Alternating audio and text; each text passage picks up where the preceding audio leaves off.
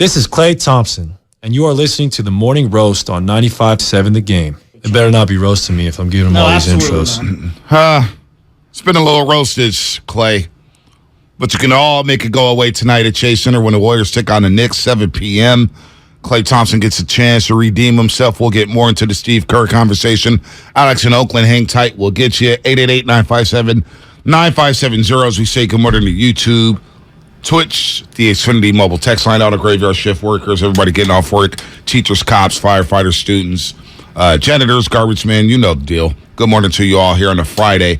I'm just thinking about we're having a conversation during the break, and we're looking at the season play out with Steve Kerr. James Wiseman now is in Santa Cruz, going to play tomorrow for Santa Cruz. Kuminga's not getting many minutes. Moses Moody's not getting many minutes. They're going vet heavy now.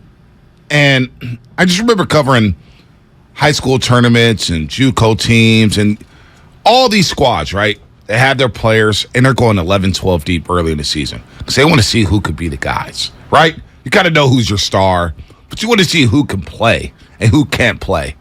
And all these teams, whether it's City College of San Francisco, whether it's SI, whether it's Reardon, whether it's Sacred Heart, whether it's Mission, Washington, everybody gets a chance to play. Now, you're not going to just get charity minutes, but you're going to have to earn your way, and you're going to get a chance to play through some mistakes early on. And I think that's where the Warriors missed the boat this season, 15 games in. There should have been more patience on letting Wiseman, Kuminga, and Moody, even if you lose a couple games, right? Because it's so early in the season, but they lost. Well, they lost anyway, right? Yeah, they were already losing. They're already losing. But giving those chance to those guys saying, hey, we got 10 games here. The first 10 games, you're just going to play. Don't worry about making a mistake. You're going to make mistakes. Just go play. And then after 10 games, you reevaluate the situation. You reassess where Wiseman is and Kuminga is and Moody is, and then you go on from there. That's what. And I know this is the NBA. I'm not comparing it to D1 or JUCO or high school, but I just noticed that, like, early on, those teams, okay, I know this guy in March when we get to big-time tournaments for state championships. I can't play this guy. I know I can't play this guy. I know I can play this guy. Okay, this guy is showing me something early on. I just don't think the Warriors allowed the youngsters to play through the mistakes and kind of jerking them around with DMPs and you're saying non-rotation minutes. The tolerance level for allowing mistakes of younger players. I'm saying yes. Exactly. I'm saying the Warriors made a mistake. Basically, we're saying the same thing, but basically, they made a mistake by not letting the youngsters play through their mistakes early on, and that there should have been more emphasis knowing that they're going to make mistakes. We may lose games, but we can't let it deter us from the grand scheme of things. Yes, we're trying to win a championship. Yes, we know Steph Curry's at all-time great. We know what the goal is. But at least for the first 10 games of an 82-game season, you know what? Let's just get these guys. Kuminga, you're going to play 15 minutes a game no matter what. Wiseman, you're going to play 15 minutes a game no matter what. And that, I think, would have helped the young guys mentally. Now, they still may have made mistakes. They may have been terrible. But at least for 10 games, let's see them get consistent minutes. It's so well said. Now it's too late. I don't know if it's too late. We're 15 games in, and there's a lot of panic in the building. Well, there's no doubt. But I think had they all played early on and they were losing, there'd be just as much panic, if not more, and more frustration and disdain. It was very well said, Bonte, and I agree with you. And there's this narrative now that I'm seeing, and I saw a text come in, and I just want to bring this up, and I want your opinion on it. And here's from the 415.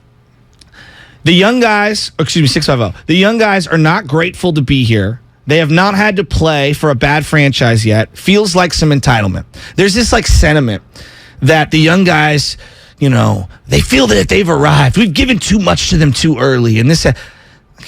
Like, what were they given? Nothing. They haven't been given anything. They haven't been given anything. Kuminga didn't play much of the playoffs. There's this like disproportionate anger toward the young players for A, being here. That's number one. For B, holding back the franchise.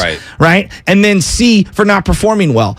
I was listening to Kendra Andrews on the Zach Lowe podcast, and she had spoke with Andre Iguodala, and it was a very fascinating point as we discuss what's going on with Klay, and we hear ad nauseum from Ramona Shelburne, hey, he's trying too hard. You hear his own teammates, he's trying too hard. You know, he needs to let it come to him. The young players, as described by Iguodala, not Joe Shasky, Iguodala is saying that these guys go out onto the court, okay, and Kuminga, he wants to prove that he belongs because he hasn't played for 2 games. And he goes out there and he's like, I got to block someone's shot. I got to pick somebody's pocket. I got to make a play. I got to be paying attention to this help defense. Right. Oh my gosh. So he goes over to help, and then the ball gets kicked to the corner, and his guy hits a 3. And then his whole body goes, damn it, I screwed up. Yep. And then he looks over, and in comes JaMychal Green. And he's like, damn it. He's trying too hard. Everybody's walking on eggshells. I know. You look over at the sideline. It's like college, right? Exactly. You're looking over at the sideline for the play. Instead, you commit a foul. You're like, was Kerr going to yank me? Oh, why is Kenny Atkinson up? Oh, boy, there's Dante DiVincenzo. Oh, boy, Jordan Poole's coming back. Oh, Wiggins. I'm not going to play. It stinks playing like that on a championship team. There's no entitlement there. No, none. And this thing it's like the same thing about Jordan Poole when he got socked in the face. Oh, he's a cocky SOB. And Steph Curry had to say, no, Jordan Poole's been just fine. And you're hyping him up. That's what people will say. Like, you're hyping this guy up and that guy up.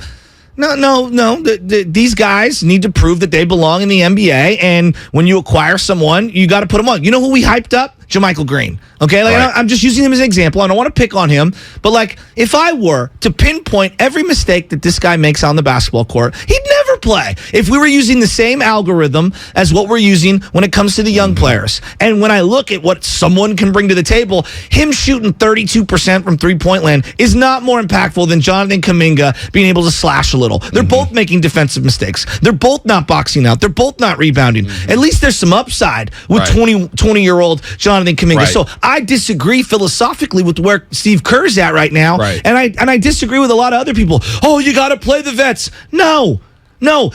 Listen to who we're talking about. JaMychal Green, that Denver celebrated when he left their team. Right. And I'm using him. I don't want to pick on him, but I'm using him as an example. The young guys are going to have to get opportunities, A, to see what they've got. Right. That's number one. Right. And B, to see if there's any growth. Right. How much is JaMychal Green really going to... Like, tell yourself. That was my thing. Like, how much is he really going to do? You know, and I talked about... We discussed this a couple weeks ago. You know, we know who JaMychal Green is. Is he a guy who may be there in the playoffs? Matt Barnes thinks so. Matt Barnes is saying, you know, he may be there. And he's tough. I'll give JaMychal Green that. He's physical. He's tough. Got to finish better around the basket. Maybe there's pressure on him joining a new championship team. And he's saying, man, I got to prove myself. You know, everybody's comparing me to Otto Porter Jr., who won this fan base over. There's a little something that. So I want to give him the benefit of the doubt because he's got pressure on him to prove himself as a veteran. But now you're giving him the minutes, and I was like, well, I would like to see Kuminga and Wiseman in the front court just to see it together. Sure, they may make mistakes. Let these guys learn on the fly. But if they're your future and you're touting them as, hey, these are my 5 and my 4 guys for the future. They're going to be my future front court. Then let them play together. Let them learn the 2-man game together. Let them run the split together. Let them crash the glass together. And you could put JaMychal Green on ice for a while. Now, I get it. You're chasing wins early in the season because you got off to a terrible start. But I just thought there should have been a little more patience with the youngsters and say, hey, you know what? No matter what tonight, Kuminga, you're getting 12 minutes. Wiseman, you're getting these 15. Hey, Moody, you're going to get about 10. And if they know that going in, because we had Moody on the postgame show the other day, and he goes, you know, on a team like this, you just never know when you're playing. And for a youngster, that can really scramble your brain. Let me ask you, because we're kind of like heavy focused, because all I see are what's going on in games. What have you heard about practice? Because Kendra was talking about how last year they were practice heavy, and everything was about practice, and they practiced really hard and a lot. Heading into this year, they were like, we can't practice as hard early on in the season because we know where we want to go at the end of the year. We're older and blah, blah, blah. Have you heard anything about their practice habits as a team, not necessarily individuals? No, I heard the practice habits are fine. No. I mean, the frequency, excuse me, not habits. The frequency of what they're doing at practice as a team. Well, in the NBA, you don't practice as often as you used to because you're traveling. Yeah, but what about compared to last year, just last year? Because she was basically insinuating that last year practice was more important and more often than maybe what they started off with this year. And I'm just going off what Kendra Andrews says, who's following the team. Yeah, no doubt. Kendra knows what she's doing. She's a part of the team. I mean, she covers the team very, very well. There could be truth to that because you think about what's going on. You played until June, right? So you played until mid-June after a long playoff run. You have the parade. Yeah. You go to Japan. Training camp gets broken apart.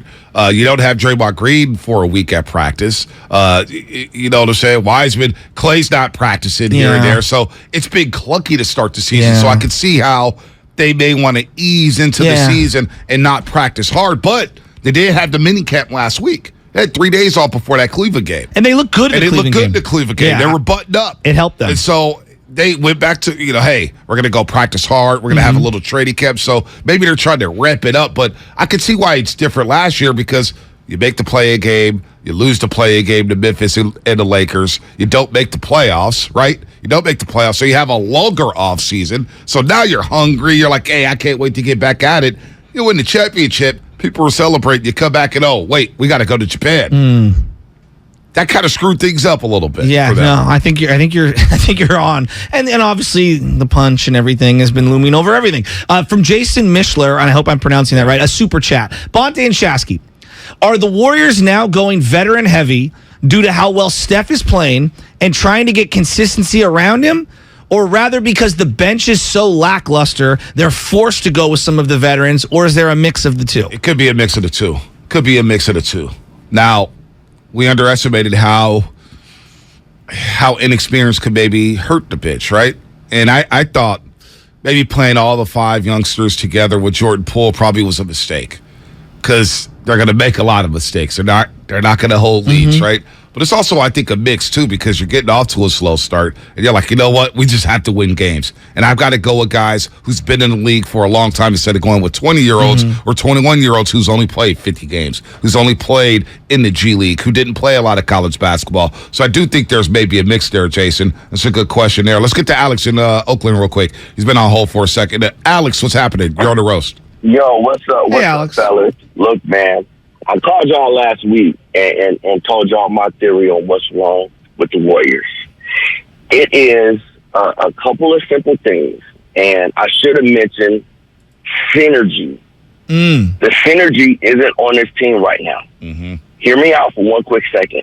Synergy isn't on this team right now because, once again, everybody's overlooking the importance of the floor general, which is Draymond Green.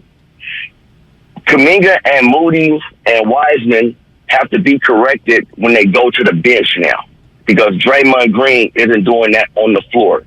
When he's correcting them on the floor, guess what? They look a whole lot better when he's out there directing them. He can't do his normal yelling and screaming like he normally does because he's in violation because of what he did to Jordan Poole. So right now, the synergy of this team is off. Until they fix that, they're going to play like this the rest of the season, unfortunately. The quick fix to this is after another bad loss, Jordan Poole is in, and it's all going to fall on Jordan Poole because he has to tell Draymond Green, we're going to knuckle up after the season, but right now, we need you to be Draymond Green. Until Draymond Green is back directing guys on the floor, correcting them immediately when they mess up, this team is going to look off because the synergy is off. Chemistry is fine, but that synergy is off right now. And that's essentially what Steve Kerr was saying yesterday. You know, that's a great call, Alex. Great call. And I want to add to that what Ramona Shelburne said yesterday. What is that? Oh, wow. My Kyle Shanahan press conference on my cell phone just started playing. That was weird from the 49ers app. That was strange. What's Kyle have to say? Yeah, he was in Colorado. You see that beanie he was rocking? Talking about the altitude and stuff like that. Kyle's funny. Here's what Ramona Shelburne had to say about the tape leakage and how much that has affected the Warriors season so far.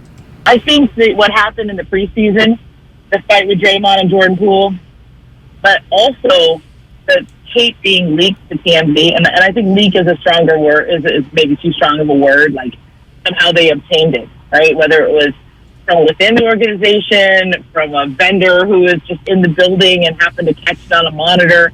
We don't know. That's what they're investigating.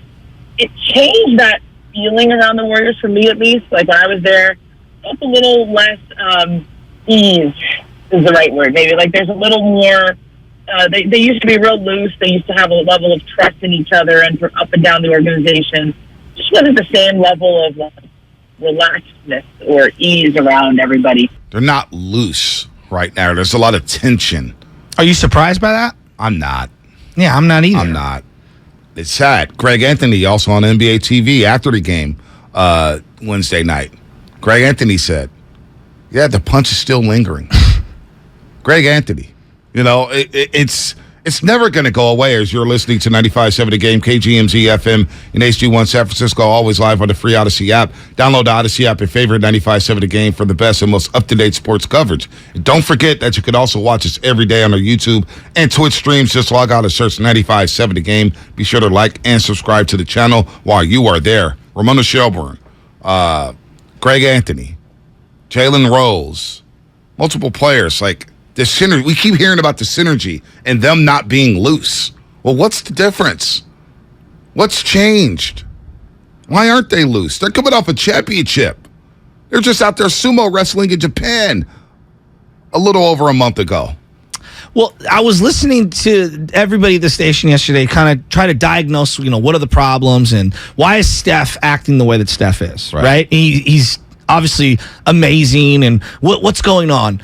Isn't there a sense, if you're Steph Curry, as you look across down at L.A. and you're looking at LeBron, and LeBron is built like a brick tank, right? I mean, this guy, you feel like he's never going to age, right? But now you start to see him slow down a little. If you're Steph Curry, and you don't know if it's this year, next year, the year after, you do, as you start to get older, get a sense of mortality. I noticed this with my dad. I know this with my grandfather. As you start to age, you start to realize how precious your moments are on this earth. Now, it's not a direct correlation because basketball is different, but I'm sure that Steph Curry is looking around going, hey, guys, like, last year was incredible. We also walked through the desert for 2 straight years.